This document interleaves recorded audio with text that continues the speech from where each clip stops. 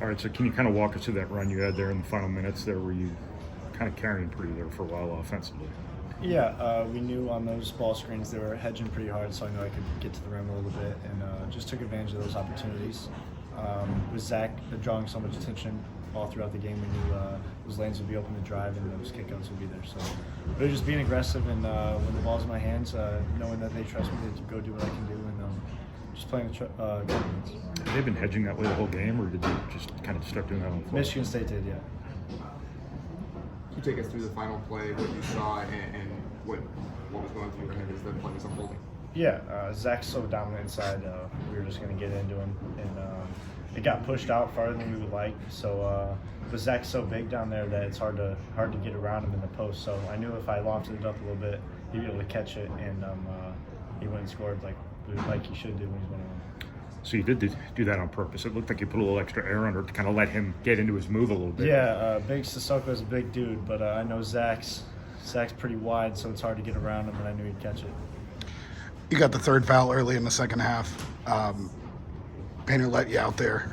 How do you change your mindset, make sure you don't get the fourth foul, still play hard? Still being aggressive and being smart, no dumb reaching in, and just boxing out, being smart on rebounding. So really just staying patient, and if they trust me to be out there, I'm sure they know what they're doing. So it's still just doing my job. I've now been in several games that have gone down to the wire exactly like this. How much does that carry over? That's experience you can't really replicate in practice. Yeah, you definitely can. So really just being aggressive in practice and not, so we can try to make it game-like situations as much as possible. But just taking a deep breath, everyone talking to each other, staying communicated, and playing hard is what we focused on. And luckily, or good defense by Ethan at the end. It wasn't luck. It was what we focused on doing. So really just focus up and getting the win. When you go to the free throw line and you have to tie the game and then get the lead, you're able to do that in such a tough environment. You're changing your name market. How do you kind of able to block out that noise? Just thinking about all the reps that we put in during the week and in practice and during the summer. Just taking a deep breath, not thinking about the outside noise, and just taking my time. Yeah, I don't know if you got it as bad as some other people have here, but this is your first taste of the Big Ten Arena where they have your number circled for the student section. Did you have to kind of take any steps to make sure that they weren't getting under your skin, or does it not bother you? No, you can never let that affect you.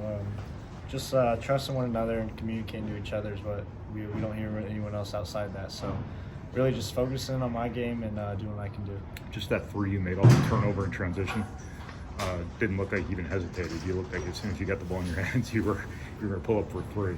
Yeah, it was a little bit of probably could have got to the rim, but I figured if they weren't going to step up, he's going to make them pay for it. Threes are worth more than twos, right?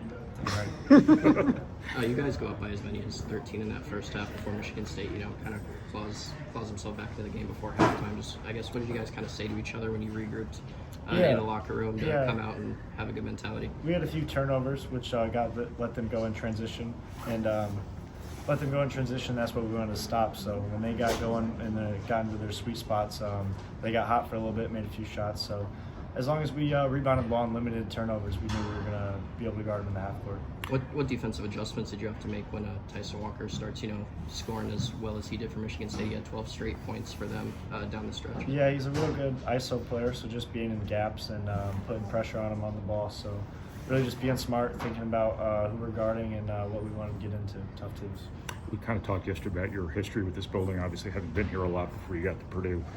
Did this one mean a little more to you? Were you comfortable out there? Were you uncomfortable out there to start the game? How did that play into things? Yeah, it definitely felt good. I've been to more college games here than I have any other building in the country. So really, it was a little weird at first being out there after watching probably 50 to 100 games here.